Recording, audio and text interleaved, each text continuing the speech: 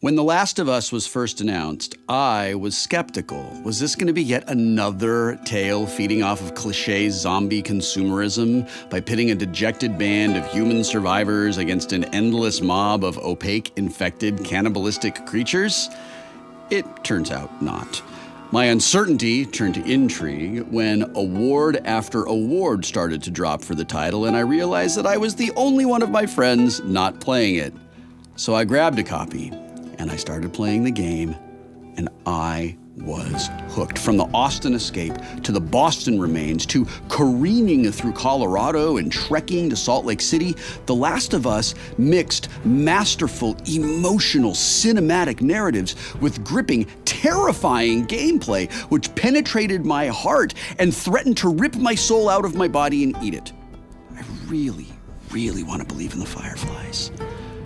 The Last of Us not only changed the landscape of gaming, but it changes each and every PlayStation gamer who decides to join Joel and Ellie on their post-apocalyptic, dramatic journey.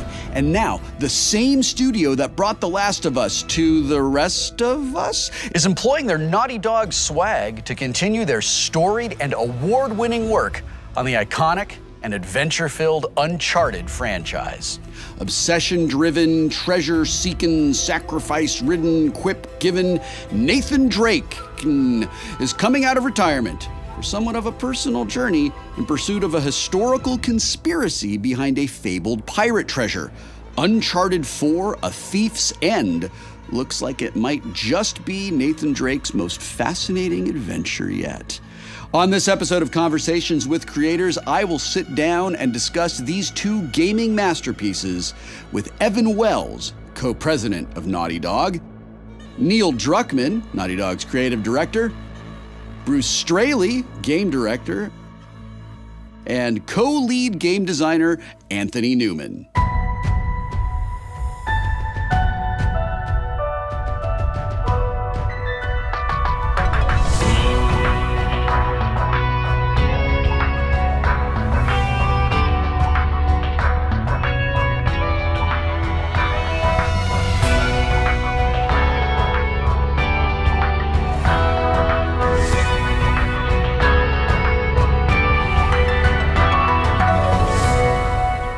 I must begin our conversation today with a disclosure. I am not objective about either of these games, even a little bit. I am extraordinarily good friends with Ashley Johnson and Troy Baker, who are Ellie and Joel in The Last of Us. The Last of Us, when it came out 2 years ago, became my absolute favorite game of that year. And I'm not the only one who felt that way. You may not be aware of this, but you've won a number of awards. I imagine that if there is an award to be given, you have it. And I wonder, when you were making The Last of Us, and any one of you can answer this, when you were making The Last of Us, did you expect that it was going to be what it became? Quite the opposite. Yeah. We thought it was gonna tank. We thought we were gonna ruin the name and image that's been so like heartily built for years and blood, sweat, and tears of a team of what Naughty Dog meant and what kind of games, and we thought we were ruining Naughty Dog's The joke throughout production would say is like the downfall of Naughty Dog. This is it. This is the downfall. This game is the downfall of Naughty Dog. Why?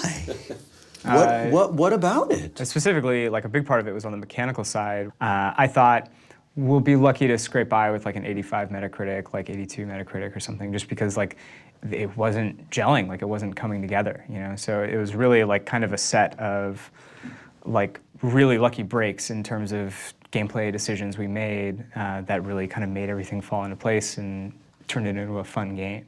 Do you recall the moment where it switched from we're doomed to, oh, this works, we can play it? Is there like a specific thing you can recall? GM'd, right? Yeah, it was like a couple weeks before or something. It was about it. There were a couple little moments here and there that would pop up that you're like, okay, that was cool, but oh my, this is all horrible over here. Don't look over there. Actually, I remember it's like we were pretty close to wrapping up, and there was one guy that used to work at Naughty Dog, left for a while, came back, and he came up to us and was just gushing, and he's like, I've never been so attached to characters. Yeah. And it's like, as I finished it and I watched someone else playing it, I'm looking at like Ellie and Joel at the beginning of the game. They're such different people. That's right. And it's like, and I couldn't feel it when I was playing it, but they changed so much. Yes. And we also had Tegan, who was on Uncharted 3, and he had a similar reaction. He was like, guys, I don't know what you did, but it's like, it's one of the most intense emotional games I've ever played. And that's for the first time we're like, okay, maybe we're okay, maybe we'll be all right.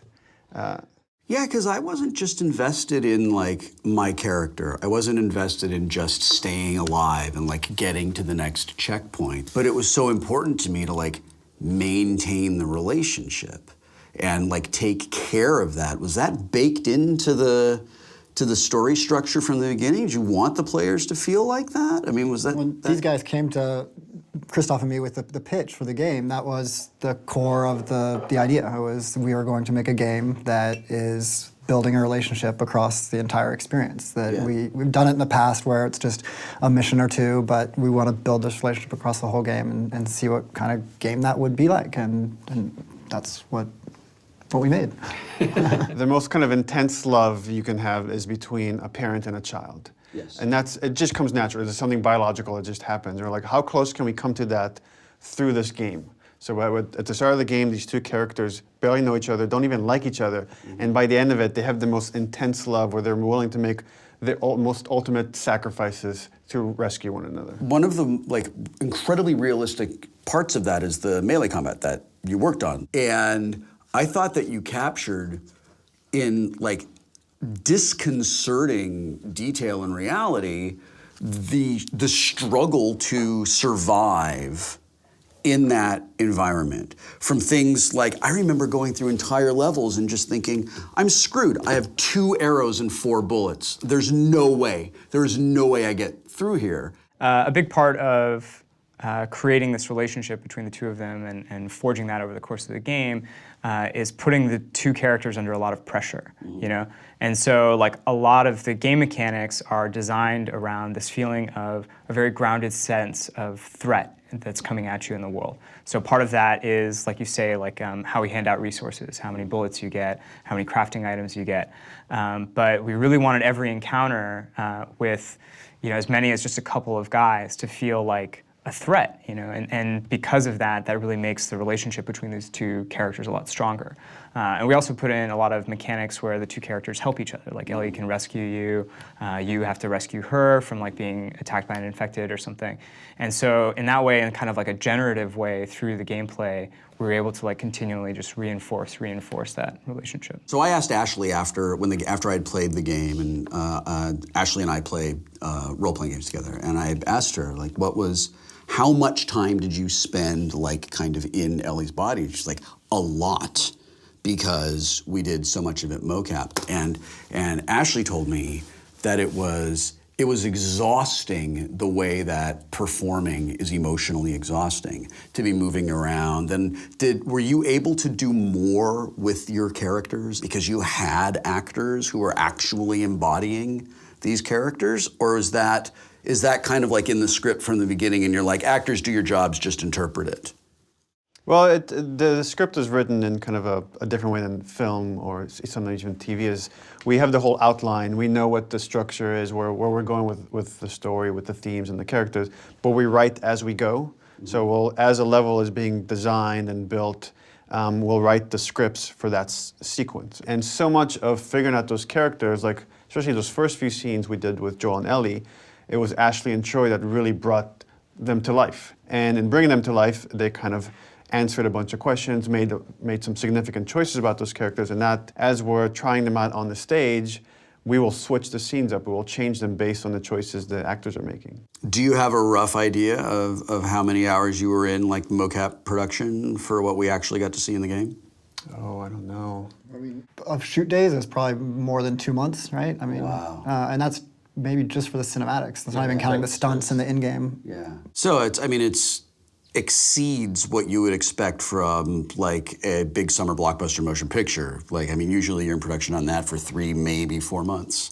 So the game is released and blows up. Like, I mean, it's the another thing you may not be aware of. Everybody loves it, and it's epic. We get jealous of this whole thing, by the way, because we don't get to play the game. That we spend so much time making, like we know it to the point that like we see all the bugs. Like he spends so many hours in those last few weeks, months of just every single day drilling. Yeah. I'm looking at one specific area. He's looking at the entire game. He's looking at Melee. He's looking at all the performances and how things are tying together with gameplay. So we have our blinders on and we never get to see the game in this way. That's why I like watching Let's Play videos where people are playing because that's the closest I'll ever come to experiencing it firsthand, is seeing their reaction and be like, okay, that's how the scene works. It works on that level, because I can't experience it on that level. No, I have moments where, even when the level's still in block mesh, we don't even have the performance back from the stage yet, the audio's all off, and I can feel, this is gonna be, this is special. Right here, this is special. Like this little thing, let's preserve this, let's just keep pushing for that. And all you're trying to do in production is try to like hold on to those little moments and keep fostering and like tie those. them together. Yeah, that's really what it is. So in a way, we do have all of that, but it's weird and fragmented. I feel really sad for you that you don't get to experience. You guys, it's a really great game. I have not played another game ever or like before or since that affected me on that level. And I think it fundamentally changed what we expect from video games. Well, so now I have expectations for Uncharted 4. So does that affect the way that you approach it? Have you not thought of this until I planted it in your heads just now? And we came off of Uncharted 2, which won some awards as well, and had all those expectations when we went to do The Last of Us. And the only thing we know how to do is just ignore all that and make the game we want to play. I think Uncharted and Last of Us share a thematic idea in a way, in that the theme of sacrifice comes up a lot. And at the same time, they could not be more different. So as director, what do you bring from this like kind of intimate, intense experience that translates itself to a bigger and a broader high action pulp hero experience? Or you could disagree with me and say that I disregard your premise, Wil Wheaton. It's hard because you're right, it is a different genre, it is a different tone. We kind of joke around about having to, like crank it back up again, get the high action, the tropey, action adventure sense from that Uncharted is like really known for, and we love about Nathan Drake. We want buildings to collapse, we want helicopters fighting at it, we want tanks and craziness, but it also has the intimacy in the characters, etc. So it straddles both realms, and coming from The Last of Us, it's difficult to try to retain the intimacy and the characters, but at the same time get the bombacity.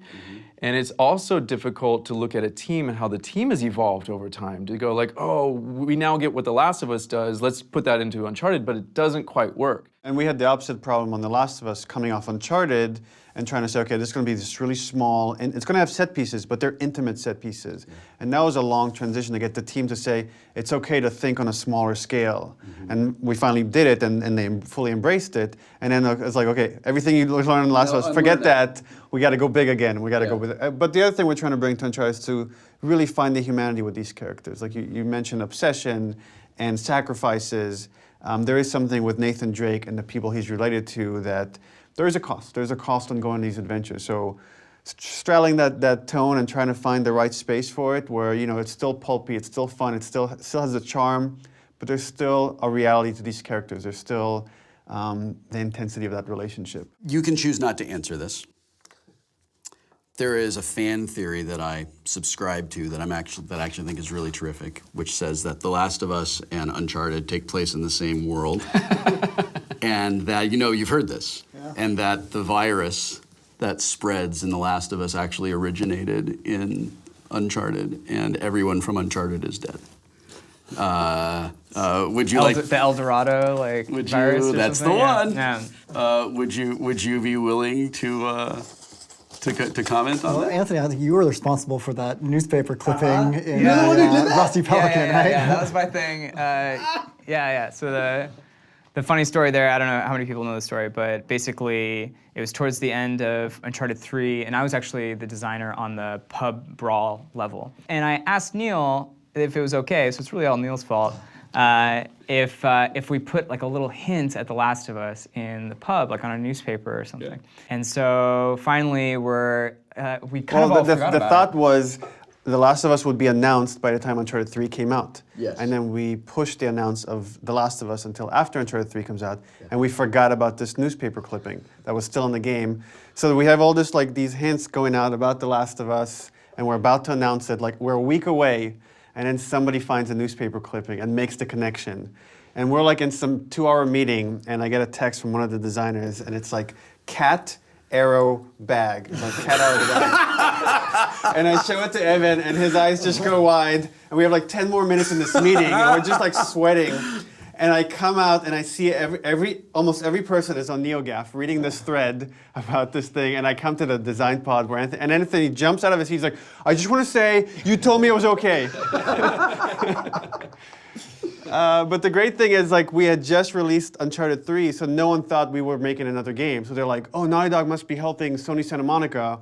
They can't be making another game. Yeah. It actually somehow strengthened the theory that it was Sony Santa Monica and not us, which was pretty funny. Yeah. But if you go back through The Last of Us, there is actually a part in the Pittsburgh area where we reuse that pub. You come at it from the back, so it's a little bit strange, but and it's in the dark, so you might not notice it. Yeah. But that same pub is all like wrecked up and has trash all over its place. If I'm understanding you correctly, yeah, it's all true. It's all true. Exactly. That's what I'm saying. Uncharted 4 is just a dream. They're all already dead. They're all already dead. I'm gonna get so much Reddit karma for this. Yeah. After the work, you know, the like tremendously satisfying dramatic storytelling experience of The Last of Us, I would expect some of that to wash into the upcoming Uncharted, into Uncharted 4, that we might see more of his character moments and more of that. Is that a safe bet? Yeah, I mean, our approach for Uncharted 4 has been like, okay, let's look at the first 3 games as setups, and to say, how do we pay all those threads off in Uncharted 4? How do we really kind of get into the core of who this character is? Yeah. But also, it's like, how do you kind of, again, without revealing anything, wrap up all these journeys? Right. How is it all coming to a head?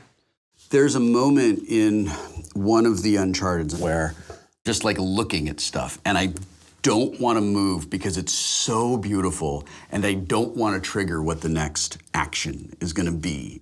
There are moments in The Last of Us where I didn't want to move because I was terrified of what was going to happen. I would love to hear a little bit about your art design process and how you choose, because your games are so cinematic.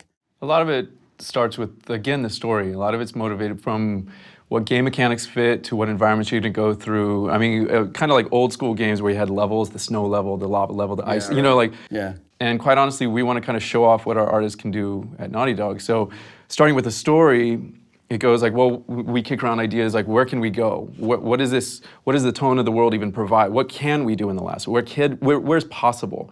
And then we go for Uncharted, and the same thing. It's like, well, how crazy can we get? What makes for good gameplay? What makes compelling spaces to move around in? And then you start looking at the story and say, well, where's our character at? Is it a high moment? Is it full of tension and drama? Is it a low point? Did they lose everything?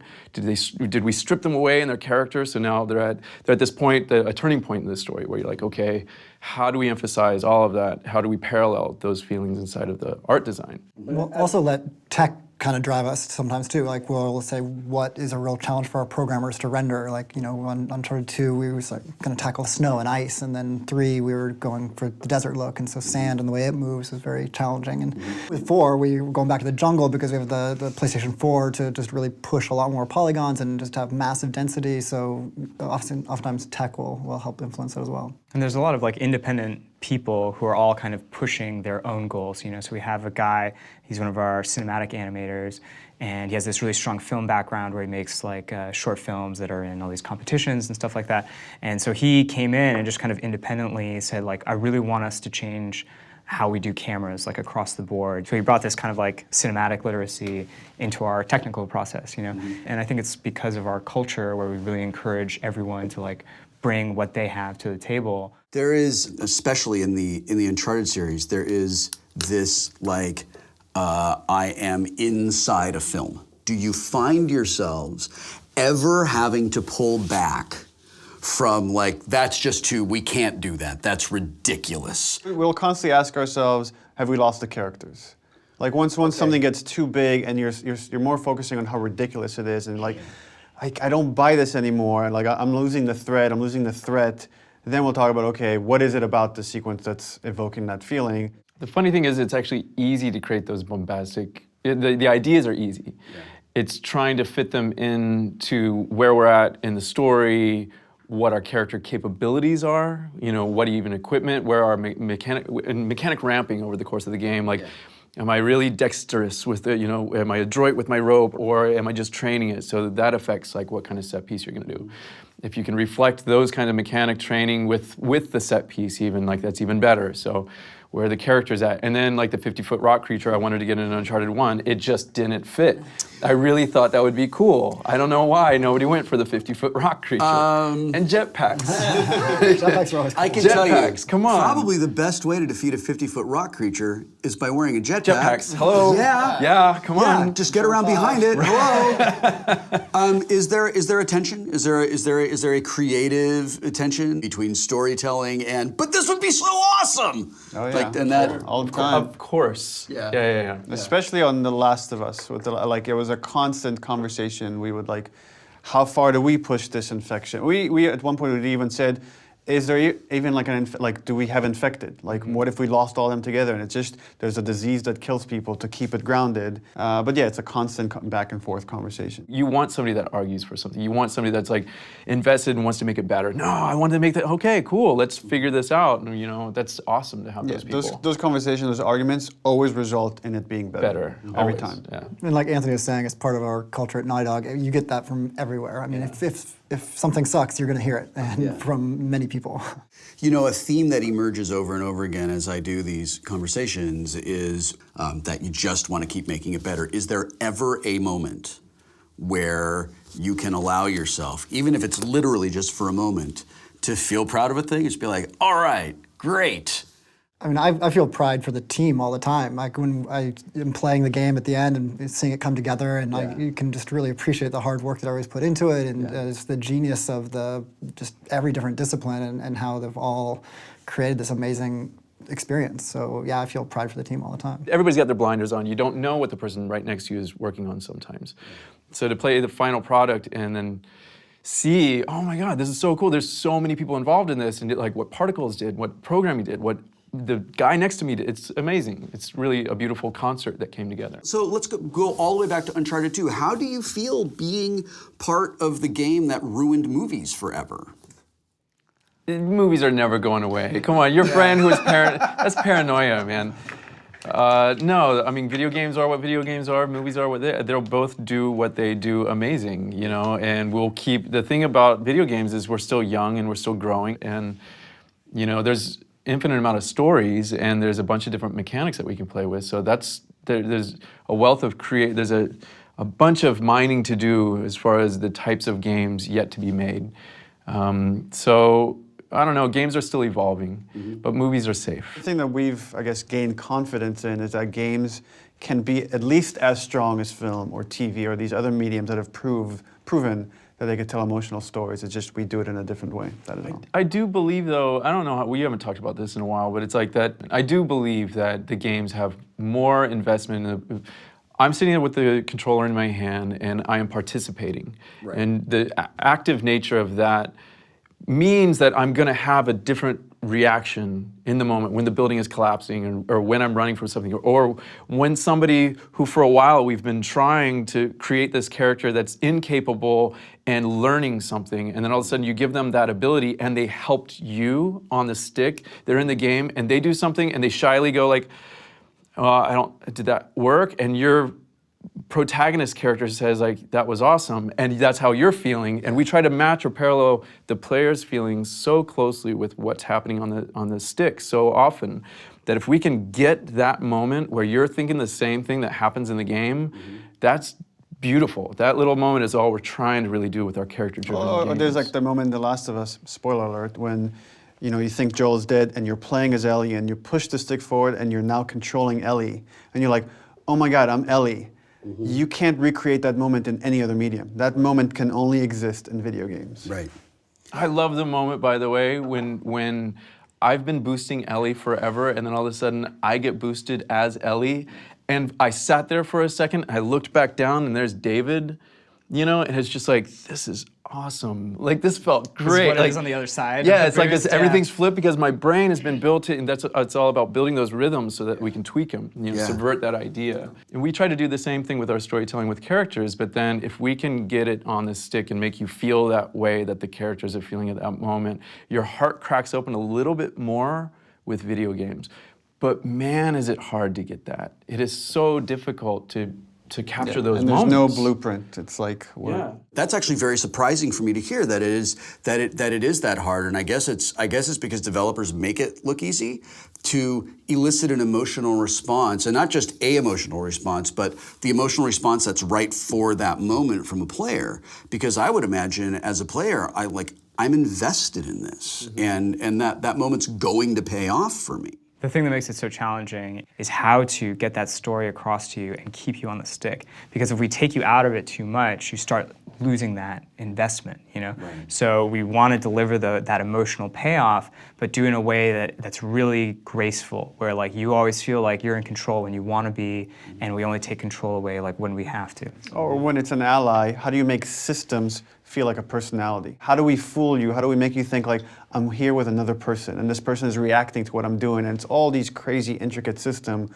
working behind the scenes so she'll just say the right line at the right moment, or just stab the guy in the back to save you at this opportunity. Or look at you. Like we do a lot of work with like head tracking and like when they look, when they don't look.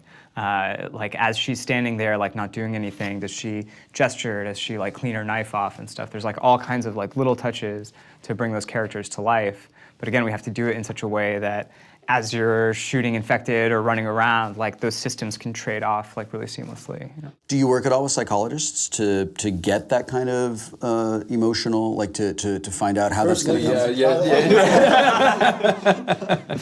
come? Not professionally. No, we don't. I mean, it's fun to watch TED Talks about synthesizing happiness by actually reducing the amount of choices that you have on a day-to-day basis. And that affects literally the design of some of our systems. You can do, it's that thing where sky's the limit. You know, we have more ideas than are necessary to get the effective response that we want from the player.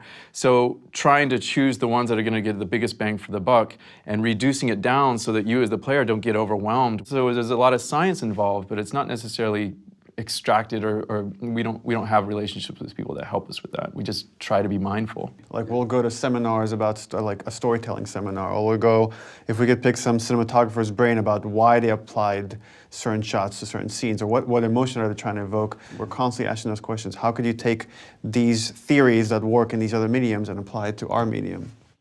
Yeah, we've had people come in though. There's been times where Naughty Dog will, you know, have somebody from Pixar come by and talk about storytelling. There's books that we'll throw around. That's the cool thing also, is like passion, back to passion, like each individual. There's an animator that when we start talking like a cinematic language, when we're pushing for something, like we're using references of you know, Coen Brothers film.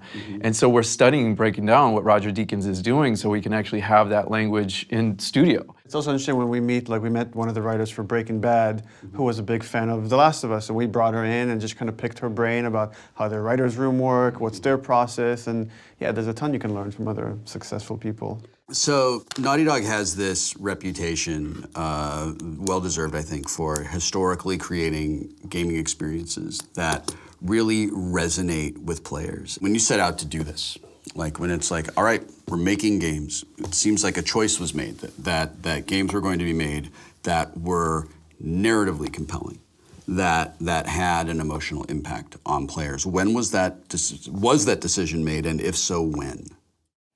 I mean, I guess it goes back even to Jak and Daxter. Jak X, right? Yeah. I think Jak Jak X was the first. pinnacle. Combat I think, racing was when we really...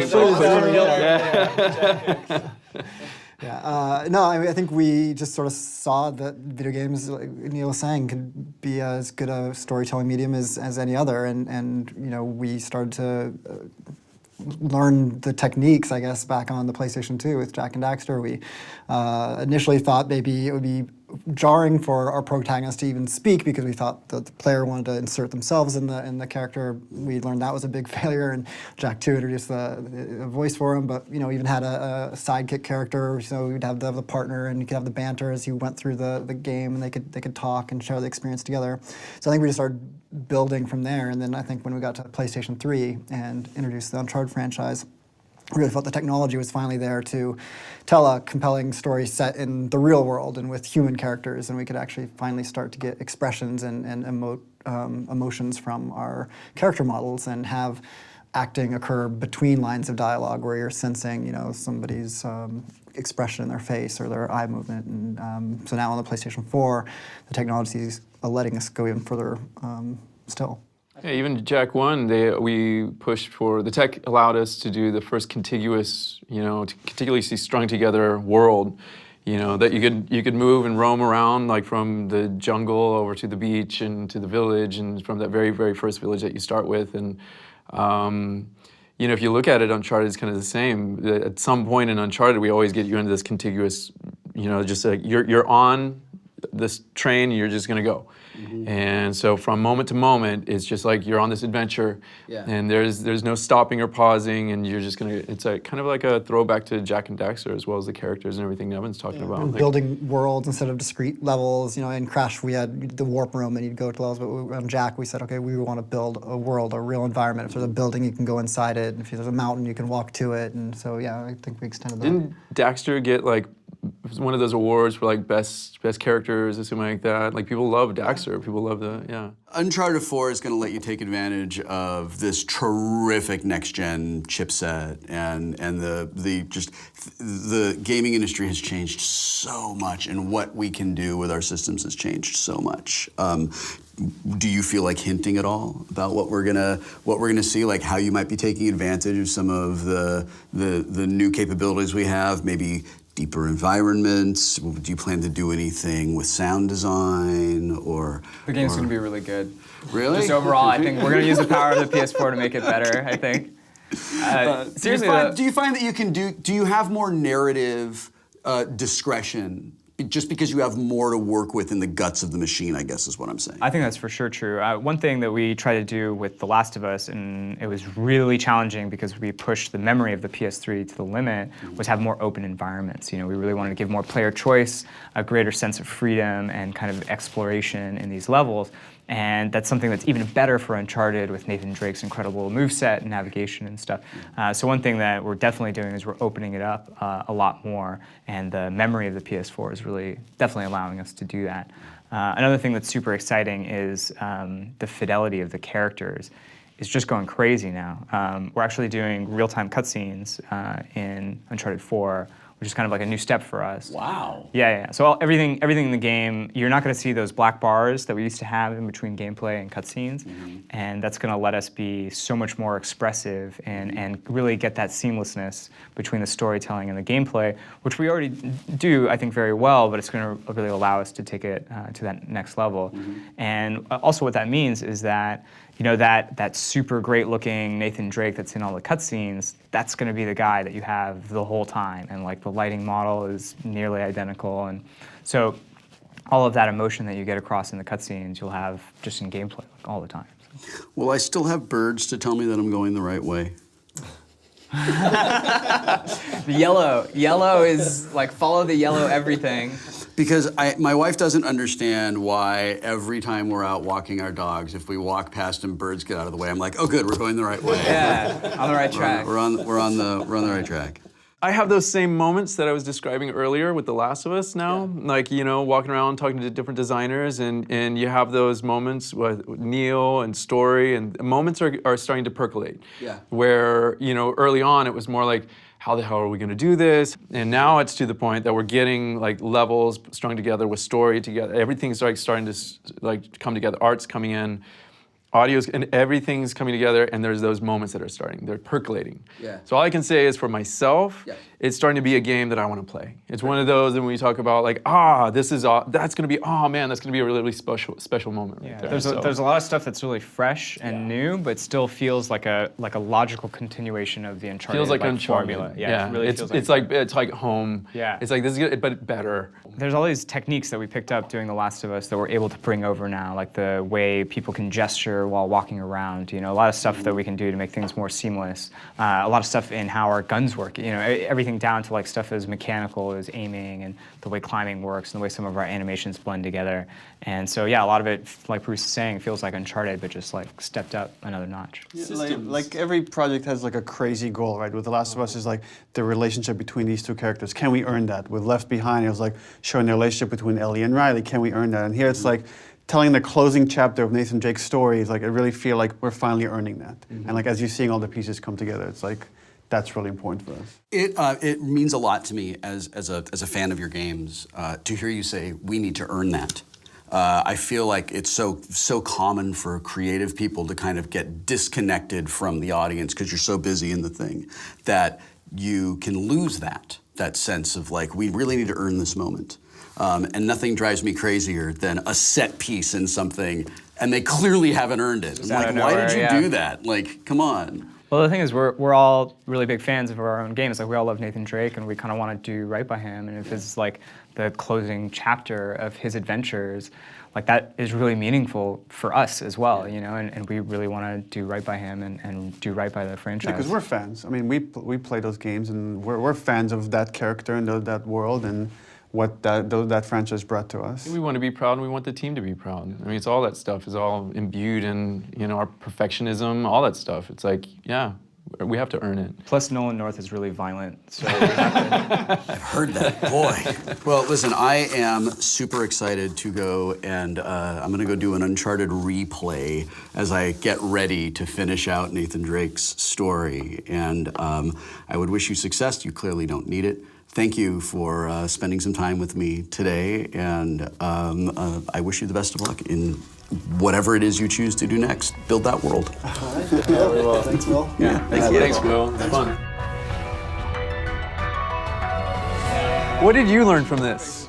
So, as you started the thing as like from Last of Us and Uncharted fan, what's your takeaway right now? Curious. My takeaways for me are.